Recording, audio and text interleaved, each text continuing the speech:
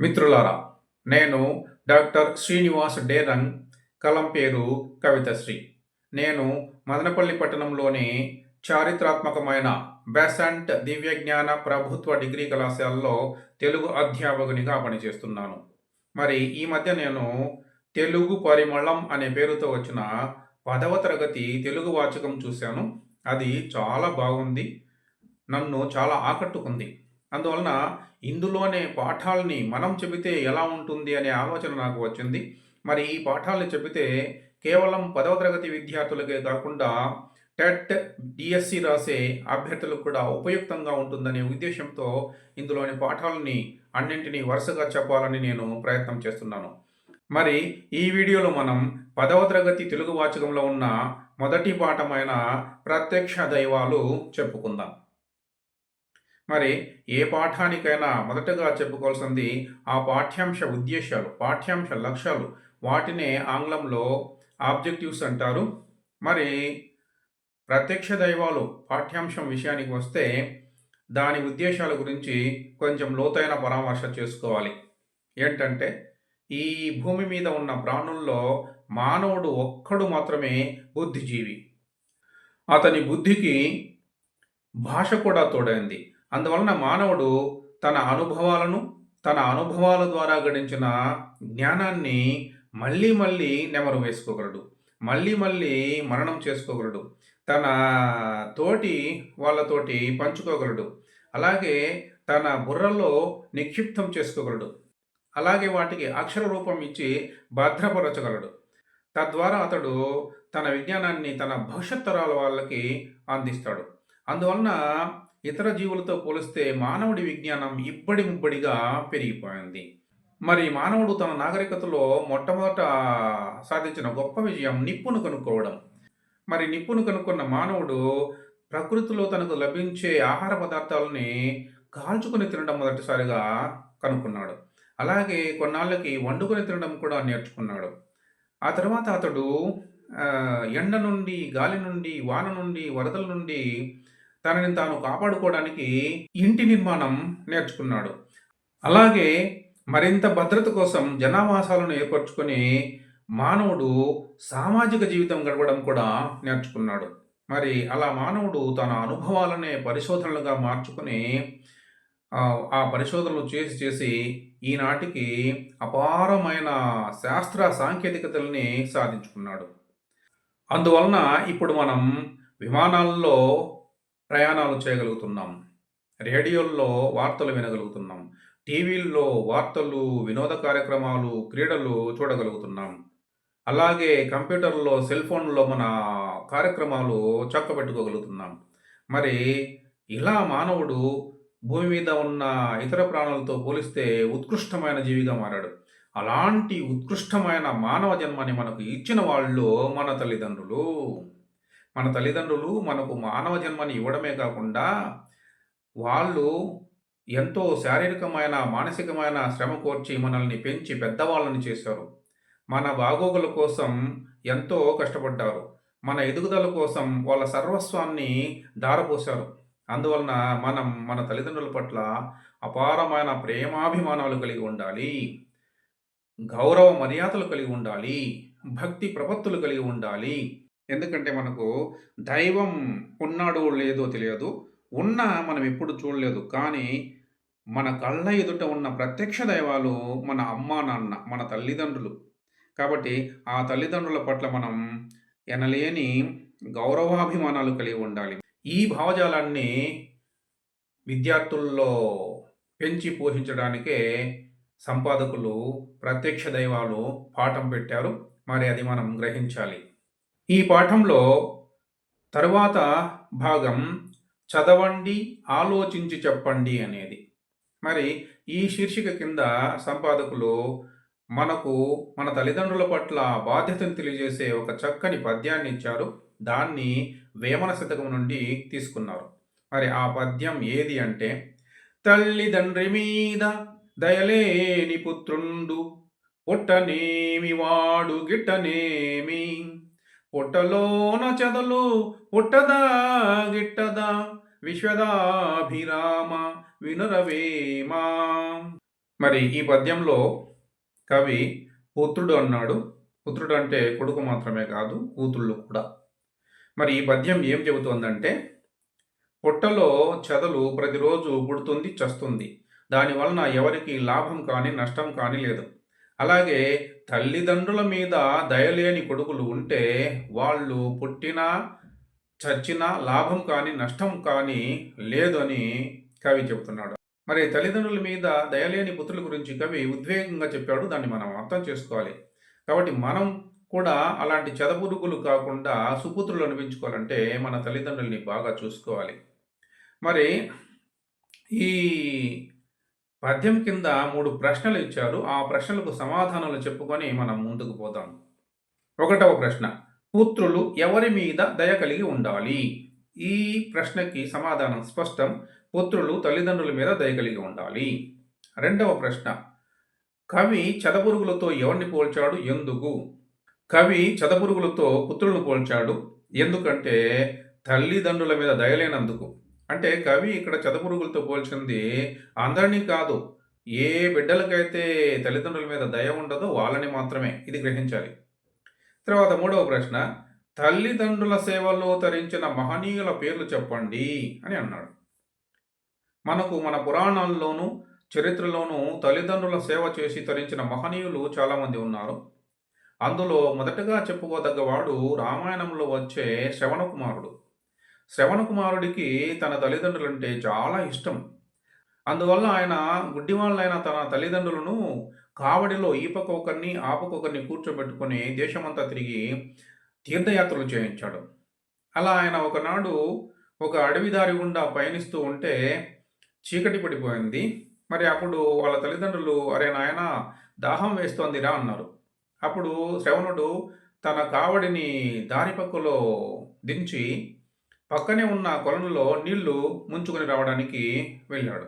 అయితే అప్పటికే అక్కడ నీళ్లు తాగడానికి వచ్చే అడవి జంతువుల్ని వేటాడడానికి దశరథ మహారాజు ఒక పొదమాటున పొంచి ఉన్నాడు. మరి ఆ చీకట్లో శ్రవణకుమారుడు కొలంలో పోయి తన పాత్రను తీసి నీటిని ముంచేసరికి అది శబ్దం వచ్చింది. దశరథుడికి అది వినపడింది. ఆయన ఏమనుకున్నాడు, ఏదో అడవి మృగం వచ్చిందని భావించి తనకు తెలిసిన శబ్దవేది విద్య ద్వారా ఆ శబ్దం వచ్చిన దిశగా తన బాణాన్ని లాగి కొట్టాడు. అంతే. ఆ బాణం శ్రవణుడి గుండెల్లో గుచ్చుకొని "అమ్మా! నాన్న" అంటూ అరిచి పడిపోయాడు. మరి దశరథుడు జరిగిన తప్పును గ్రహించి పరుగు పరుగున శ్రవణకుమారుడి దగ్గరికి పోయాడు. మరి శ్రవణకుమారుడు తన విషయం చెప్పి తన తల్లిదండ్రులు పక్కనే దారిలో ఉన్నారని వాళ్ళ వద్దకి తన శరీరాన్ని తీసుకెళ్ళమని చెప్పి చనిపోయాడు. మరి దశరథుడు శ్రవణుడి శరీరాన్ని అతని తల్లిదండ్రుల వద్దకు తెచ్చాడు. జరిగిన తప్పిదాన్ని చెప్పి క్షమించమని కోరాడు. కానీ బిడ్డను కోల్పోయిన ఆ తల్లిదండ్రులు చాలా విలపించారు. విలపించి, "ఓ దశరథ, మేము ఎలాగైతే పుత్రశోకంతో చనిపోతున్నామో నీవు కూడా పుత్రశోకంతో విలపిస్తూ చనిపోతావు" అని చెప్పి శాపం పెట్టి అక్కడికక్కడే ప్రాణాలు వదిలాడు. అందుకే ఆ తర్వాత శ్రీరాముడు అరణ్యాలకు వెళ్ళినప్పుడు దశరథుడు పుత్రశోకంతో విలపించి విలపించి చనిపోయాడు. మరి ఇలా శ్రవణకుమారుడు తన తల్లిదండ్రులకు సేవలు చేయడమే కాదు, వాళ్ళ కోసం ప్రాణాలే వదిలాడు. అలాగే మనకు శ్రీరాముడు కూడా తన తండ్రి పట్ల, తల్లుల పట్ల అపారమైన ప్రేమాభిమానాలు ప్రదర్శించాడు. ఆయన తన తండ్రి కోసం, తల్లుల కోసం అడవులకు పోయాడు. అక్కడ చాలా కష్టాలు పడ్డాడు. అలాగే శ్రీకృష్ణుడు కూడా తల్లిదండ్రుల పట్ల చాలా గౌరవ మర్యాదలు చూపించాడు. ఆయన తన తల్లిదండ్రులైన దేవకీ వసుదేవుళ్ళు మధురా నగరంలో కారాగారంలో ఉన్నారని తెలుసుకొని మధురా నగర ప్రవేశం చేశాడు. అక్కడ కంసుని చంపాడు. మరి కారాగారంలో ప్రవేశించి తన తల్లిదండ్రుల్ని బంధ విముక్తుల్ని చేసి బయటకు తీసుకుని వచ్చాడు. అలాగే ఆయన తన పెంపుడు తల్లిదండ్రులైన నందుడు, యశోదల పట్ల కూడా అపారమైన ప్రేమాభిమానాలు చూపించాడు. మరి యశోదకు, చిన్ని కృష్ణునికి ఉన్న అనుబంధం ఎలాంటిదో మనందరికీ తెలుసు. అలాగే వినాయకుడు కూడా తమ తల్లిదండ్రులైన శివపార్వతుల పట్ల అపారమైన గౌరవ మర్యాదలు, భక్తి ప్రపత్తులు చూపించాడు. ఆ విషయం కూడా మనకు తెలుసు. అయితే ఇప్పటి వరకు చెప్పుకున్న వీళ్ళందరూ కూడా పురాణ పురుషులు. కానీ తల్లిదండ్రుల సేవలో తరించిన ఒక చారిత్రక పురుషుడున్నాడు. ఆయన ఎవరో కాదు, ఛత్రపతి శివాజీ. ఆయన తన తల్లి అయిన జిజియాబాయి సంరక్షణలో పెరిగి పెద్దవాడయ్యాడు. మరి ఆమె కోరిక మేరకు దక్షిణ భారతదేశాన్నంతా ఏకం చేసి హైందవ సామ్రాజ్యాన్ని స్థాపించి తన తల్లిని సంతోషపెట్టాడు. మరి ఈ ప్రశ్నకు మనం సమాధానం చెప్పుకోవాలంటే శ్రవణ కుమారుడు, శ్రీరాముడు, శ్రీకృష్ణుడు, వినాయకుడు, ఛత్రపతి శివాజీ అని చెప్పుకోవచ్చు. ఈ పాఠంలో తరువాతి భాగం కవి పరిచయం. ఈ పాఠాన్ని ఎక్కడి నుండి తీసుకున్నారు? ఆంధ్ర మహాభారతంలోని అరణ్య పర్వంలో ఉన్న 5వ ఆశ్వాసం నుండి ఈ పాఠాన్ని తీసుకున్నారు. మరి దీన్ని రాసిన వారు ఎవరు అంటే ప్రబంధ పరమేశ్వరుడని బిరుదుగాంచిన ఎర్రన రాశాడు. మరి ఎర్రన 14వ శతాబ్దానికి చెందిన కవి. ఆయన తల్లిదండ్రులు పోతమ్మ సూరన్నలు. ఆయన పాకనాడు సీమలో అంటే నెల్లూరు జిల్లా కందుకూరు సమీపంలో ఉన్న గుడ్లూరు అనే గ్రామంలో జన్మించాడు. మరి ఆయన అద్దంకిని రాజధానిగా చేసుకుని పరిపాలన చేసినటువంటి ప్రోలయ వేమారెడ్డి ఆస్థానంలో ఆస్థాన కవిగా ఉండేవాడు. మరి ఆయన అరణ్య పర్వ శేష భాగాన్ని ఆంధ్రీకరించడమే కాకుండా ఇంకా ఏమేమి రాశాడు అంటే ఆయన రామాయణం రాశాడు, అలాగే హరివంశం రచించాడు, అలాగే నృసింహ పురాణం కూడా రాశాడు. ఆయనకి శంభుదాసుడు, ప్రబంధ పరమేశ్వరుడు అనే బిరుదులు కూడా ఉన్నాయి.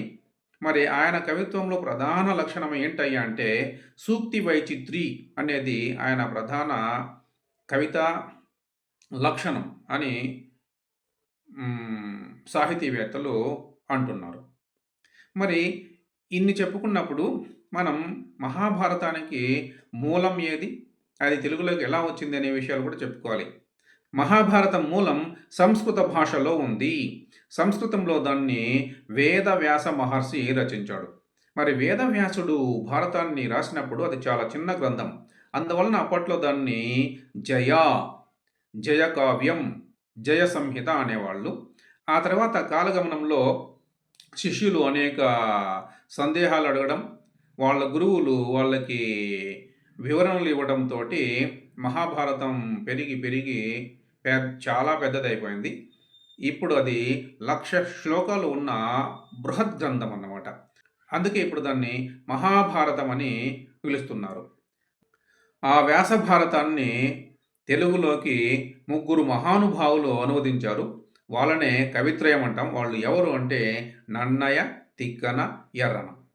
మరి తూర్పు చాళుక్య రాజైన రాజరాజ నరేంద్రుడి కోరిక మేరకు ఆయన ఆస్థాన కవి అయిన నన్నయ మహాభారతాన్ని ఆంధ్రీకరించడం ప్రారంభించి ఆదిపర్వం, సభాపర్వం, అరణ్య పర్వంలో సగభాగం వరకు అనువాదం చేశాడు. ఆ తర్వాత ఆయన ఏమయ్యాడో కానీ ఆంధ్ర మహాభారత రచన ఆగిపోయింది. ఆ తర్వాత చాలా రోజులకు తిక్కన అనే మహానుభావుడు వచ్చాడు. ఆయన మహాభారతంలో 4వదైన విరాట పర్వం మొదలుకొని చివరిదైన స్వర్గారోహణ పర్వం వరకు 15 పర్వాలను ఒక్క చేతి మీదుగా అనువదించేశాడు. మరి అరణ్య పర్వంలో సగభాగం అలాగే ఉండిపోయింది. ఆ తర్వాత ఎర్రన అనే మహానుభావుడు పుట్టి ఆయన మిగిలిపోయిన అరణ్య పర్వ శేష భాగాన్ని తెలుగులోకి అనువాదం చేశాడు. అంతటితో ఆంధ్ర మహాభారత రచన పూర్తి అయింది. మరి ఇది నిజానికి కవి పరిచయం. మరి ఈ పాఠంలో తర్వాత చెప్పుకోవాల్సిన భాగం ప్రక్రియ. అంటే ఈ పాఠాన్ని ఆంధ్ర మహాభారతం అరణ్య పర్వం 5వ ఆశ్వాసం నుండి తీసుకున్నారు. మరి ఆ మహాభారతం ఏ సాహిత్య ప్రక్రియకు సంబంధించింది అనేది తెలుసుకోవాలి. అంటే సాహిత్యంలో ప్రక్రియలు ఉంటాయి. ఉదాహరణకి మన భారతీయ సాహిత్యంలో మొదట వేదాలు వచ్చాయి, ఆ తర్వాత ఉపనిషత్తులు వచ్చాయి, ఆ తర్వాత పురాణాలు వచ్చాయి, ఆ తర్వాత ఇతిహాసాలు వచ్చాయి, ఆ తర్వాత కావ్యాలు వచ్చాయి, ఆ తర్వాత నాటకాలు, శతకాలు, ఇలా ఎన్నో కావ్య ప్రక్రియలు వచ్చాయి. అందులో మన ప్రత్యక్ష దైవాలు పాఠం ఉన్న ఆంధ్ర మహాభారతం ఇతిహాస ప్రక్రియకు సంబంధించింది. ఇతి అంటే ఇలా, ఇతిహ అంటే ఇలాగే, ఆసం జరిగింది అంటే ఇలాగా జరిగిందంటే ఏంటి, పూర్వం జరిగిన చరిత్ర. అయితే మన తెలుగు భాషలో చరిత్ర, ఇతిహాసం అనే పదాలకు చాలా తేడా ఉంది. దేనికైతే శాసనాధారాలు, పురావస్తు ఆధారాలు లేవో దాన్ని మనం ఇతిహాసం అంటున్నాము. దేనికైతే పురావస్తు ఆధారాలు, శాసనాధారాలు ఉన్నాయో దాన్ని చరిత్ర అంటున్నాం. అయితే మన పక్కనే ఉన్న మన సోదర భాష కన్నడ భాషలో ఇలాంటి తేడా కనపడదు. మనము దేనినైతే హిస్టరీ, చరిత్ర అని అంటున్నామో దాన్ని వాళ్ళు ఇతిహాస అని పిలుస్తున్నారు. కాబట్టి ఇతిహాసం అనే దాన్ని మనం ఇలా అర్థం చేసుకోవాలి. మరి ప్రత్యక్ష దైవాలు కథా సందర్భం ఏంటంటే, పాండవులు అరణ్యవాసంలో ఉన్నారు. వాళ్ళని ఒకసారి మార్కండేయ మహర్షి కలుసుకున్నాడు. వాళ్ళు మార్కండేయ మహర్షిని అడిగి చాలా పురాణ గాథలు తెలుసుకున్నారు. అలాగే ధర్మరాజు ఒకసారి మార్కండేయ మహర్షిని, అయ్యా మహాప్రతివ్రతులు, సుపుత్రుల గురించి, వాళ్ళ లక్షణాల గురించి చెప్పమన్నాడు. అప్పుడు మార్కండేయుడు కౌశికుని వృత్తాంతం చెప్పాడు. ఆయన ఒక గ్రామంలో ఉండి నిత్యం వేదాధ్యయనం చేస్తూ ధర్మతత్పరుడై ఉండేవాడు. ఆయన ఒకరోజు ఆ గ్రామ సమీపంలో ఉన్న ఒక చెట్టు కింద కూర్చుని వేదాధ్యయనం చేసుకుంటున్నాడు. అప్పుడు ఆ చెట్టు మీద నుండి ఒక కొంగ అతని పైన రెట్ట వేసింది. మరి కౌశికుడికి చాలా కోపం వచ్చింది. ఆ కొంగ వైపు కోపంగా చూశాడు. అంతే ఆ కొంగ ప్రాణాలు కోల్పోయి నేల మీద పడిపోయింది. అప్పుడు కౌశికుడు, అయ్యో నేనెంత కఠినాత్ముడిని, నా వల్ల కొంగకు ఇలాంటి గతి పట్టింది, ఇంకా నాకెక్కడ శాంతి లభిస్తుంది అని చెప్పి చాలా బాధపడ్డాడు. అప్పటికే మధ్యాహ్నమైంది. అందువల్ల ఆయన భిక్ష కోసం ఆ ఊళ్ళో ఉన్న బ్రాహ్మణ వాటికి పోయాడు. అక్కడ ఒక ఇంటి వద్దకు పోయి భవతి భిక్షాందేహి అన్నాడు. మరి ఆ ఇంటి ఇల్లాలు అతనికి భిక్ష వేయడానికి పాత్ర కోసం వెతుకుతూ ఉంది. అంతలోనే ఆమె భర్త బయట నుండి చాలా అలసిపోయి వచ్చాడు. అందువలన ఆమె ఆయనకి పాద ప్రక్షాళన చేసి భోజనం వడ్డించింది. ఆయన భోజనం తిన్నాక ఒక శయ్య పైన పెద్ద పరుపు పరిచింది. దానిపైన ఆయన పడుకున్నాడు. అప్పుడు ఆమెకు తనను భిక్ష అడిగిన బ్రాహ్మణుడు గుర్తుకు వచ్చాడు. అందువల్ల ఆమె వెంటనే ఒక పాత్రలో భిక్ష తీసుకొని వచ్చింది. వచ్చి, అయ్యా ఆలస్యమైనందుకు క్షమించాలి అని అన్నది. కానీ ఆ కౌశికుడికి చాలా కోపం వచ్చింది. ఆమె పైన కోపంగా చూసి, ఏమమ్మా నువ్వు మొదటే వీలు పడదని చెప్పింటే నేను వెళ్ళిపోయేవాడిని కదా అని అన్నాడు. అప్పుడు ఆమె, అయ్యా నా భర్త రావడం వల్ల ఆలస్యమైంది, క్షమించాలి అని అన్నది. దానికైనా, ఏమమ్మా బ్రాహ్మణుల కంటే నీ భర్త అంత గొప్పవాడా? మరి బ్రాహ్మణులు ఎంత గొప్పవాళ్ళో నీకు తెలియదా? వాళ్ళు అనుకుంటే ఈ ప్రపంచానికి ఎంత కీడు జరుగుతుందో అంత కీడు జరగగలదు అని కోపంగా అన్నాడు. దానికి ఆమె సమాధానంగా, అయ్యా నాకు బ్రాహ్మణులు, మహర్షుల యొక్క ప్రభావాలన్నీ తెలుసు, వాళ్ళ మహత్యాలన్నీ తెలుసు.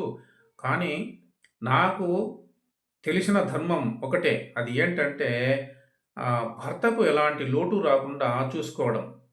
ప పతివ్రతా ధర్మం మాత్రమే తెలుసు.